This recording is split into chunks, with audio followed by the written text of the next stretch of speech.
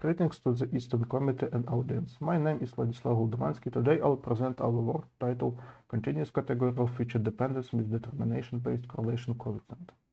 Let me start with the motivation behind our research. In many classification tasks, datasets contain both numerical and categorical features.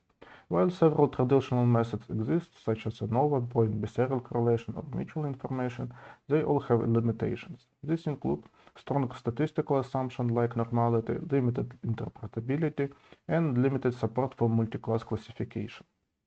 Our objective is to explore the DBCC approach and apply it to classification tasks. Specifically, we aim to analyze how DBCC behaves under different types of dependencies between feature and labels, compare it with existing dependency detection methods, and evaluate how well algorithm can approximate classification metrics. So what is DBCC? Determination-based correlation coefficient estimates how strongly a feature determines its target feature. It works by discretizing the input feature space into a grid and measuring how consistently each region corresponds to a target. To do this, we introduce the grid, which calculates local variances within each segment of the grid. These local statistics are then compared with global ones to quantify the strength of the relationship.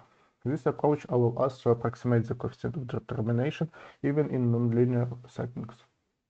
This method is interpretable, fast to compute, model-free, and naturally support nonlinear relationship.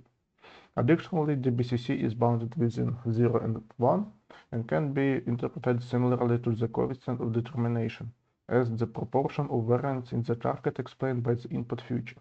This makes it especially useful for exploratory data analysis and machine learning tasks, where understanding the potential exploratory power of features is critical. We tested DBCC on synthetic datasets within various types of dependencies between a continuous feature and categorical labels. Here are some examples. A step function where each interval maps to one class, a double step function where class labels alternate more than once, a multi-class step function with reducing class segments, a sigmoid function which approximates a south boundary between classes, and a case with no relationship at all. You can see the coefficient results on this slide. In all of these cases, DBCC successfully detected the strain of dependencies. We then compared DBCC with classic methods like mutual information and point-based serial correlation.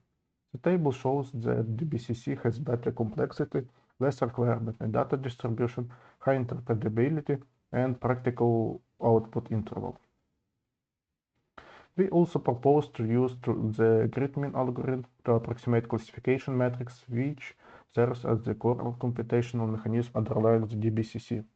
The algorithm estimates metrics like accuracy or log loss with a typically approximation error below 0.05 for sigmoid function on synthetic data with different noise levels. This is promising for application where fast model-free evaluation of features is needed, such as in data feasibility, feature selection, automated data analysis, explainability tools, etc. To summarize, DBCC is a simple, fast, and interpretable method for analyzing feature label dependencies. It can effectively handle nonlinear and multi-class relationships. It enables approximation of classification metrics without any model training. And it may serve as a powerful tool for feature analysis in practical ML workflows. In the future, we plan to improve the accuracy of grid mean algorithm metric approximation, extend DBCC to handle multivariate inputs, not just a single feature, and apply it to real-world high-dimensional datasets. Thank you very much for your attention.